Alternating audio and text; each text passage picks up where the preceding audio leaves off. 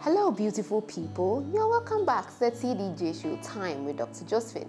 On this episode, we are going to talk about hemorrhoids, what we normally call piles or kooko.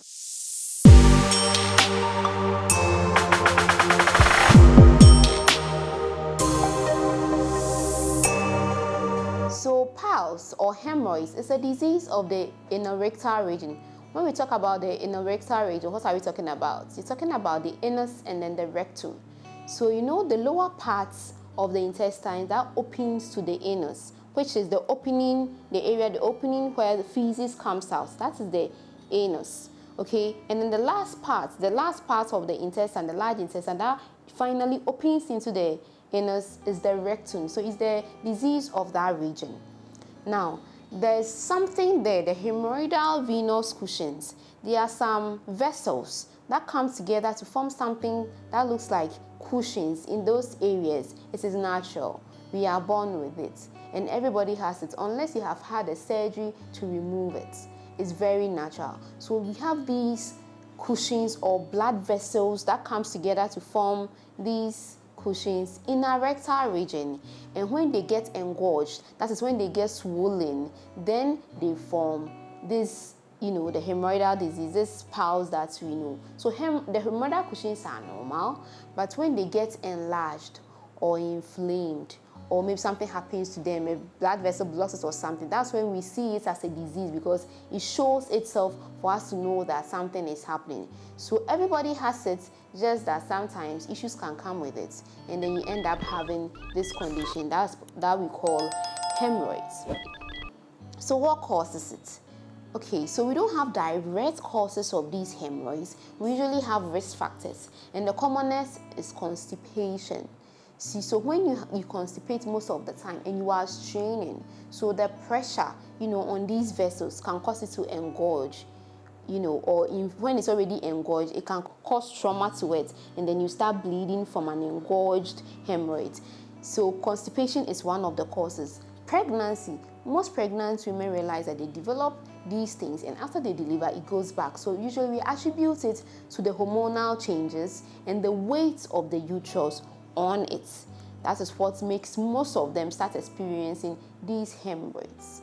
And obesity in one way can affect a certain disease like liver. When you have a cirrhosis of the liver, sometimes you can have varices of that region. So we have this dilated blood vessels that bleed easily. So you realize that people will start bleeding, and then other lifestyle changes. So all these things, they predispose you, they put you at risk, but not directly causing it. So that means that the fact that you have constipation doesn't mean that automatically you are going to get it. The fact that you are pregnant doesn't mean you are going to, but it puts you at risk of these conditions. So how does it manifest? So most of the time, when these cushions, get enlarged or engorged with blood vessels, the slightest irritation can make it bleed. So most people start bleeding. You realize that when you go to the washroom and you try to put in, you see blood. The blood is usually bright red because it's coming from the arteries. So bright red blood coming out and then entering the toilet bowl. Most people experience that. Some people today realize there's a prolapse. So when it gets too engorged and swollen, what holds it down becomes weak. So then it easily comes out. So they realize that when they go to the washroom and they are using the loo, then it is coming out of it. Some of it has even already come out of it. Sometimes some come, and then when they finish pooing, then it goes back. We'll talk about how we grade them. So that is how some people get to know they have hemorrhoids. And the ones that come out, sometimes they can itch. Sometimes it will be very painful. Sometimes it produces mucus that can soil your panties. So those are the various ways it can manifest itself. So it is not one. Some can have one of it, or some can have both of it at the same time. These are all various ways you can have it. Now, one thing about these diseases, it is not the only thing that causes disease of the area. Most people think that the moment something comes out of your anus, that means you have hemorrhoids or you are bleeding. No, we have several diseases. we have rectal prolapse, we have some CA, like cancers of that region. There are several. We have anal fissure that can give you pain. So the fact that you have pain, the fact that you are bleeding, the fact that you feel something, that doesn't mean you have hemorrhoids. So you're supposed to go to your doctor. Your doctor will take a history, ask you certain questions. You also tell the doctor what you experienced. The doctor will now examine you, even put a finger through your anus to feel the area and also see what is in the area. And then lastly, we may do a colonoscopy, not the full colonoscopy, but based on your history, it can just be an endoscopy that looks at just the anus, or a sigmoidoscopy. It goes farther than just the anal region, or a colonoscopy, one that looks at your whole large bowel to see exactly what the problem is. So don't assume that anytime you see it is hemorrhoids. No, it can be something else. So you go to your doctor. Your doctor will now investigate you and will conclude whether it is a hemorrhoid or it is something else. Now, how do we treat hemorrhoids? The treatment differs. Sometimes you don't have to do anything. Sometimes all the doctor will tell you is you have to eat, food that contains fiber, fruits and other things, so that you won't have constipation and you have free bowel. They tell you to have warm bath to soothe the area. Or we can tell you that, give you medication that will make sure that your poo-poo is always, not hard, or to trigger or to cause the area to be more painful or to make you strain them more. But it's stool softener that will make you poo-poo easily.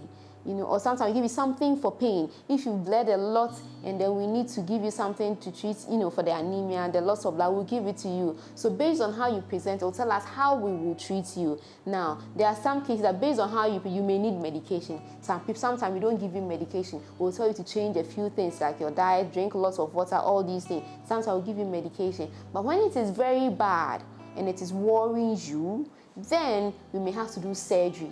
So the treatment is in phases based on the extent, the severity, and how it bothers you. It will tell your doctor how the doctor should treat you. Now, as I was saying, there are some grades in the hemorrhoids. When it is there, but you don't feel anything, maybe it is trying to protrude slightly, but then you are bleeding or you are showing signs of it, then that means yours is grade 1.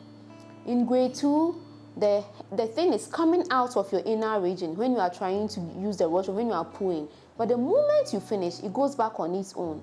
That is grade 2. Grade 3, it will come out when you are pooing. But then you have to use your finger to push it back. If you don't push it back, it can't go back on its own. That is grade 3. And grade 4, it is out. You can't push it back. It is always there. Whether you like it or not, it is always there. Now, we've talked about some of the signs and symptoms of the hemorrhoids. We've spoken about how sometimes we go about to diagnose it. We've spoken about the complication and the treatment modalities, and then we talked about the grading.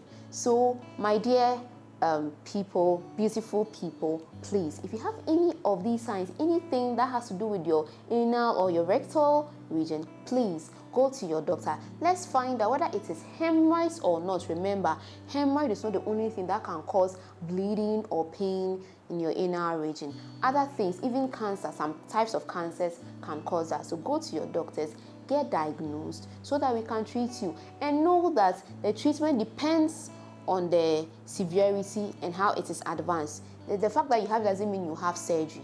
The fact that you have it doesn't mean that just medicine will go. Based on how you are presenting and how you are feeling, the doctor will decide which one is best for you. Thank you very much for listening to the TDJ Show. Stay tuned. Don't miss any of our episodes. We have our numbers down there on the screen. You can pick it, contact us, WhatsApp us. If you have any questions, if you need any clarification, you can comment in the comment section below, and we'll do our best to address all your questions and all your comments as well if need be.